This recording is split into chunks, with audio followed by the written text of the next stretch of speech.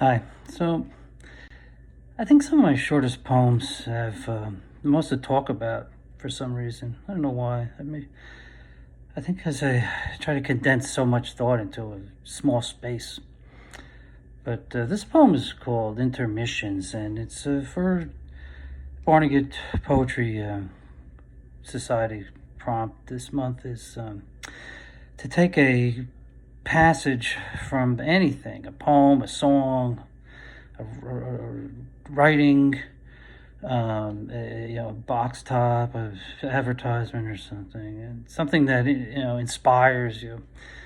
So I'm not going to say anything really inspires me that much, but something that comforts me is a line from Marcus Aurelius, where he talks about.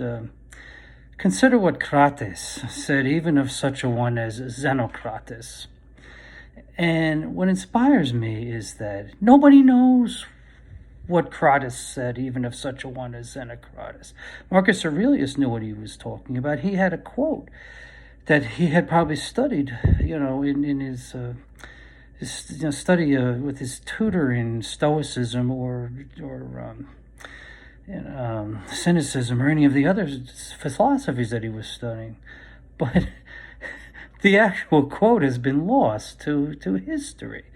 So it inspires me in a way because it makes me think of, gaps in our,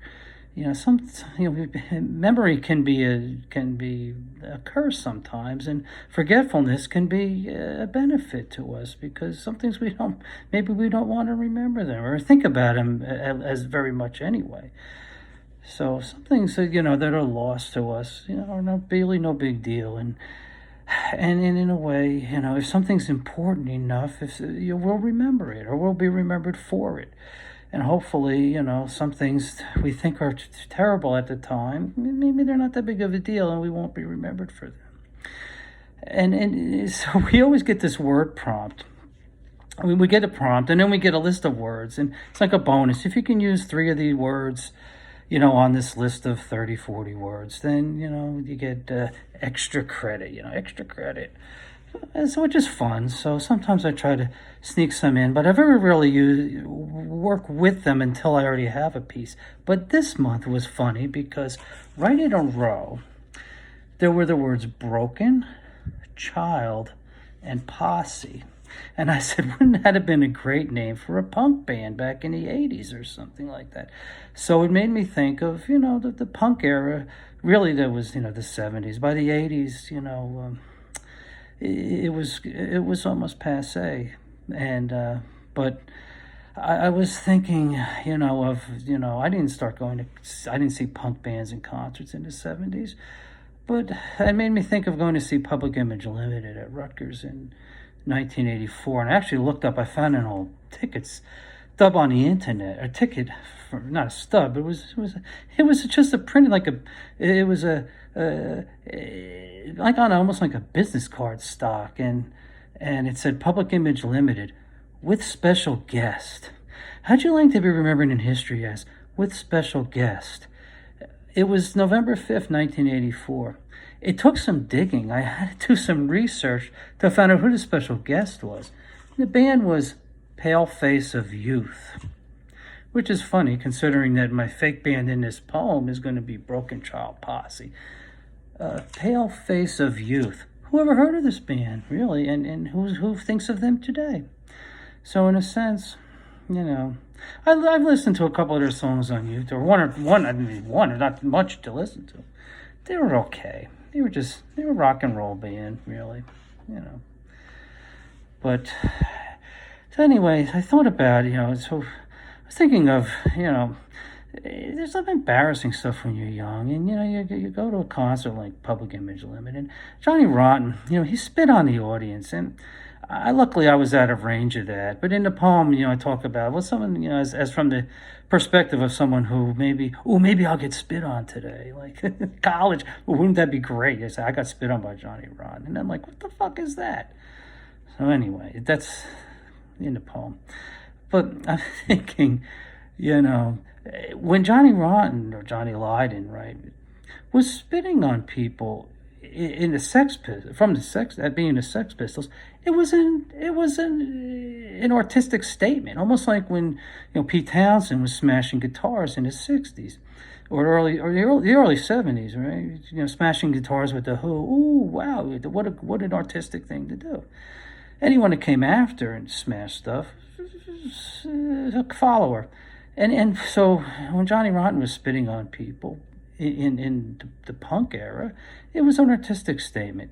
By the time 1984 rolled around, I knew already, and I was junior, senior in college, that it was passé already. It was shtick, it was shtick at that point.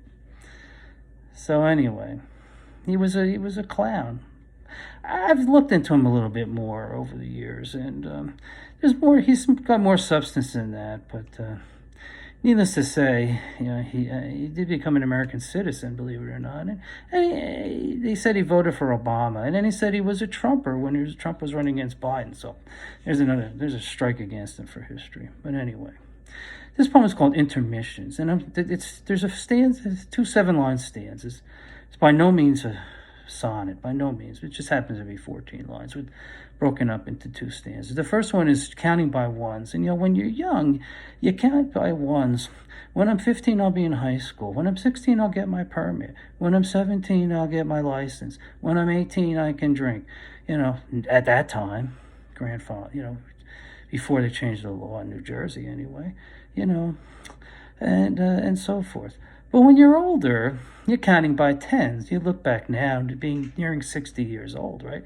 I think, what did I do in my teens? What did I do in my 20s? What did I do in my 30s, my 40s? And what have I done in my 50s as I'm nearing the end of that? So, you think your perspective changes like that. Anyway, intermissions, counting by ones. First time seeing Broken Child Posse live, in person, peach fuzz and preppy. Like most of the book's smart audience swarming the barn, compressed collegiate flesh, stage storming, wondering, half hoping, is this close enough to get spit on? The fuck is that? Counting by tens. Gaps in memory's gate are great, except when you've been ditched, apart, swaying in daydreams of lost semesters. Still considering what Crates said, even of such a one as Xenocrates, and high-heeled, work-booted, aging lumbersexuals decide to dive. So it's an amalgam there of different musical, stupid fads and things, and that's in a nutshell. I would say the thing about dreaming of lost semesters. I had this recurring nightmare after I graduated, 85. After I had this nightmare that there was a they called it a gut. Astronomy, they said, it was a gut. You could take this and pass it very easily. So I never took it, but I had a nightmare for years that I signed up for astronomy and never went to class. And then someone would say to me, "Hey, I have an astronomy exam today." I said, "I never came. I took that class and never went to it." It was a crazy dream, probably based on when I actually did take organic chemistry and didn't go to class for the last 2/3 of the semester. But that's a story for another day. Anyway, there you go.